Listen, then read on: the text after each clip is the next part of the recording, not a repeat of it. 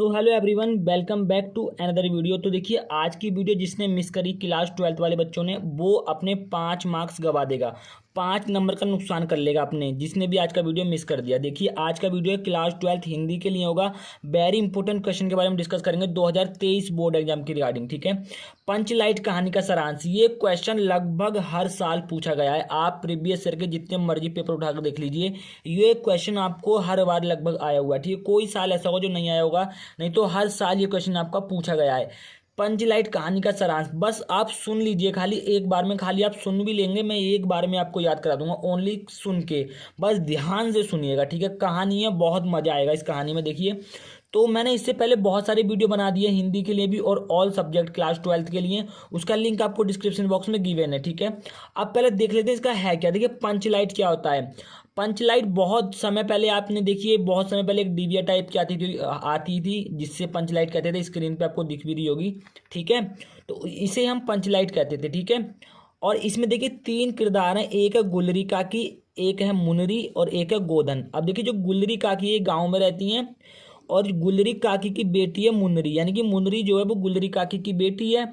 और जो ये मुनरी है, ये इस गोधन से प्यार करती है। क्या करती है? प्यार करती है। ठीक है, तो ये 3 किरदार हैं इस कहानी में और बहुत आराम से आपको समझ में आएगा। एक बार मैं आपको याद करा दूंगा, बस वीडियो में एंड तक बने रहना। ठीक है, और प्लीज़ वीडियो को ज़्यादा से ज़्यादा शेयर कीजिए। आपका प्यार मिलेगा तभी तो हम वीडियो बनाएंगे आगे ज़्यादा से ज़्यादा। ठीक है, प्लीज़ वीडियो को ज़्यादा से ज़्यादा शेयर कीजिए। अब देखिए, बहुत बढ़िया कहानी है, मज़ा आएगा आपको, एक बार में आपको याद हो जाएगी। देखिए, फणीश्वर नाथ रेणु जी द्वारा लिखित इस कहानी में, यानी कि पंचलाइट कहानी किसने लिखी है? फणीश्वर नाथ रेणु जी ने। तो फणीश्वर नाथ रेणु जी द्वारा लिखित इस कहानी में ग्रामीण जीवन का वास्तविक चित्र खींचा गया, यानी कि ग्रामीण जीवन यानी कि गांव का जीवन कैसा होता है उसका वास्तविक चित्र खींचा गया, यानी कि इस कहानी में दर्शाया गया है कि गांव का जीवन कैसा होता है। ठीक है, आगे क्या है? गांव के महतो टोली में, यानी कि गांव में एक टोली थी जिसका नाम था महतो टोली। उसमें कुछ अशिक्षित लोग हैं, यानी कि कुछ लोग अशिक्षित हैं जो शिक्षा नहीं कर पाए, कि पढ़ लिख नहीं पाए हैं। तो कुछ अशिक्षित लोग हैं, उन्होंने रामनवमी के मेले से एक पंचलाइट खरीदा। पंचलाइट क्या होता है अभी मैंने आपको दिखा दिया, देखिए स्क्रीन पर दोबारा आ रहा होगा, ये पंचलाइट होता है। ठीक है, पंचलाइट होता है। तो उन्होंने रामनवमी के मेले से क्या खरीदा? एक पंचलाइट खरीदा। सबको पंचलाइट आने की प्रसन्नता थी, यानी कि जब उन्होंने पंचलाइट खरीदा था तो गांव में सबको पंचलाइट आने की खुशी थी, यानी कि वो लोग पंचलाइट को ऐसा मानते थे कि जिसके पास पंचलाइट हुआ उसके पास बहुत कुछ। जैसे आज के टाइम में लोग मानते हैं कि मेरे पास आईफोन है तो मैं बहुत कुछ हूँ, तो ऐसे ही जो गांव के लोग थे वो मानते थे कि उनके पास अगर पंचलाइट है तो उनके पास बहुत बड़ी चीज़ है। ठीक है, बहुत ज़्यादा। ठीक है, पंचलाइट आने की प्रसन्नता थी। इस खुशी में कीर्तन का आयोजन किया गया, यानी कि अब यहाँ पे आप देख सकते हैं, मतलब पंचलाइट उनके घर पे आया है, पंचलाइट उनके गाँव में आया है और उन्होंने क्या कर दिया? खुशी में कीर्तन का आयोजन किया गया है। और आप देखते हैं आजकल लोग कीर्तन किस वजह से करते हैं? जब उनके घर में कोई ज़्यादा ही बड़ी खुशी आती है तब लोग कीर्तन करते हैं, और इन्होंने पंचलाइट आने की खुशी में कीर्तन कर दिया। ठीक है, तो आप समझ सकते हैं कि इनके लिए पंचलाइट की क्या अहमियत थी। ठीक है, समझ में आगे बढ़ते हैं। थोड़ी देर में टोली के सभी लोग पंचलाइट खरीदने के लिए एकत्र हो गए, यानी कि थोड़ी देर में टोली में जितने भी लोग थे वो सभी लोग पंचलाइट खरीदने के लिए एकत्र हो गए। ठीक है, देखिए यहाँ पे खरीदने की जगह देखने के लिए आएगा, यहाँ पे मैंने शायद मिस्टेक कर दी, देखने के लिए। ठीक है, पंचलाइट, ठीक है, देखने के लिए एकत्र हो गए, यानी कि पंचलाइट देखने के लिए एकत्र हो गए। सरदार ने पंचलाइट खरीदने का पूरा किस्सा लोगों को सुनाया, यानी कि जब सरदार और उसकी टोली ने पंचलाइट खरीदा था तो वो पूरा किस्सा उसने पूरे गांव को सुनाया, सभी लोगों को सुनाया। ठीक है, लेकिन प्रश्न यह पैदा हुआ कि पंचलाइट को जलाएगा कौन? अब पूरे गांव में किसी को पंचलाइट के बारे में पता तो था नहीं कि पंचलाइट है क्या और इसको कैसे जलाते हैं। तो अब लेकिन प्रश्न ये पैदा हुआ कि पंचलाइट जलाएगा कौन? अब पंचलाइट जलाएगा कौन, क्योंकि किसी को जलाना आता नहीं था पंचलाइट। आगे क्या है? खरीदने से पहले ये बात किसी के भी दिमाग में नहीं आई थी, यानी कि जब उन्होंने पंचलाइट खरीदा था तो उससे पहले उनके दिमाग में ये बात नहीं आई थी कि पंचलाइट जलाएगा कौन। ठीक है, आज किसी ने अपने घर में डेबरी भी नहीं जलाई थी, यानी कि आज किसी ने अपने घर में पंचलाइट आने की खुशी में आज किसी ने अपने घर में डेबरी भी नहीं जलाई थी। डेबरी कह सकते हैं डिबिया एक तरीके से, जो लाइट भाग जाती थी तो पहले गांव में जलाते थे, आपने देखा होगा। तो डेबरी भी नहीं जलाई थी। पंचलाइट के ना जलने से पंचों के चेहरे उतर गए, यानी कि आपको पता है पंचायत होती है और उसमें 5 पंच होते हैं जो कि फैसला करते हैं, ठीक है। तो पंचलाइट के ना जलने से पंचों के चेहरे उतर गए, यानी कि पंच जो थे काफी ज्यादा उदास हो गए, ठीक है। गुलरी काकी, मैंने ये बताया, तो गुलरी काकी कौन थी? तो गुलरी काकी की बेटी मुनरी, ठीक है, मुनरी, ठीक है, मुनरी जो थी वो गुलरी काकी की बेटी थी, यही बताया था। तो गुलरी काकी की बेटी मुनरी वहीं पर बैठी थी जहां पे सभी लोग बैठे थे पंचलाइट को देखने के लिए, मुनरी भी वहीं पर बैठी थी। मुनरी गोधन से प्यार करती थी। गोधन कौन था? गांव में एक लड़का रहता था जिसका नाम था गोधन। तो जो मुनरी थी वो गोधन से प्यार करती थी।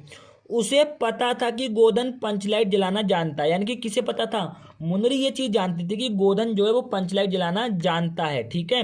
लेकिन पंचायत ने गोधन का हुक्का पानी बंद कर रखा था। अब देखिए इसका मतलब क्या है कि जो पंचायत थी उसने गोधन को अपने गांव से, ये कह सकते हैं अपनी जाति से निकाल रखा था। क्यों निकाल रखा था? कि जो गोधन था वो इस मुनरी के घर के सामने से एक गाना गा के निकलता था, जिसकी वजह से पंचों ने उसे अपनी जाति से बाहर कर दिया था, ठीक है। अब वही चीज़ है कि इन्होंने गोधन का हुक्का पानी बंद कर रखा था। मुनरी ने चतुराई से यह बात सरदार तक पहुंचा दी कि गोधन पंचलाइट जलाना जानता है, ठीक है। जो मुनरी थी उसकी प्रेमिका गोधन की, तो उसने अपनी चतुराई से पंचों तक ये बात पहुंचा दी कि गोधन जो है वो पंचलाइट जलाना जानता है, ठीक है। सभी पंच सोच में पड़ गए कि गोधन को बुलाया जाए या नहीं बुलाया जाए, क्योंकि पंचों ने तो उसे अपनी जाति से बाहर कर रखा था, तो वो सोच में पड़ गए कि गोधन को बुलाया जाए या नहीं बुलाया जाए, ठीक है। अंत में निर्णय लिया गया। सरदार ने छड़ीदार को भेजा, लेकिन छड़ीदार के कहने पर गोधन पंचलाइट जलाने नहीं आया, ठीक है। तो उन्होंने निर्णय लेके गोधन को बुलाते हैं, तो उसने छड़ीदार को भेजा। छड़ीदार कह सकते हैं एक तरीके से चौकीदार जो गांव में होता है उससे कह सकते हैं हम एक तरीके से। तो छड़ीदार को भेजा उसे गोधन को बुलाने के लिए कि पंचलाइट जलाने के लिए, लेकिन गोधन पंचलाइट जलाने नहीं आया छड़ीदार के कहने पर, ठीक है। बाद में गुलरी काकी गोधन के पास गई, यानी कि बाद में गुलरी काकी गोधन के पास गई, उसे मनाकर ले आई गुलरी काकी, ठीक है। गोधन ने अपनी होशियारी से गरी के तेल की सहायता से, यानी कि उसने तेल की सहायता से पंचलाइट जला दिया, ठीक है, पंचलाइट जला दिया, ठीक है। समझ में आ गया? कोई दिक्कत तो नहीं है यहाँ तक? ठीक है, आगे देखते हैं क्या है, ठीक है। थोड़ा सा मैं मोबाइल पीछे कर लेता हूँ। तो देखिए जलाने बाद में गुलरी का यहाँ तक कहाँ तक मौजूद है? तेल की सहायता से पंचलाइट जला दिया, ठीक है। तो पंचलाइट के जलने से सभी लोगों में खुशी की लहर दौड़ गई, यानी कि जब पंचलाइट जैसे ही जला तो सभी लोगों में खुशी की लहर दौड़ गई। पंच पुनः गोधन को जाति में ले लेते हैं, यानी कि पंच पुनः उसे अपने गांव में अपनी जाति में ले लेते हैं। गोधन ने सबका दिल जीत लिया। मुनरी ने भी प्रेम दृष्टि से गोधन की ओर देखा अंत में, ठीक है। गोधन ने सबका दिल जीत लिया, मुनरी ने भी प्रेम की दृष्टि से यानी कि प्यार की नज़रों से गोधन की ओर देखा अंत में। अंत में क्या हुआ? नेक्स्ट पेज पे है, देखिए। अंत में गुलरी काकी ने गोधन को रात के खाने पर बुलाया, ठीक है, यानी कि अंत में सबसे लास्ट में गुलरी काकी ने गोधन को रात के खाने पर अपने घर बुलाया। सरदार ने गोधन से कहा, क्या कहा?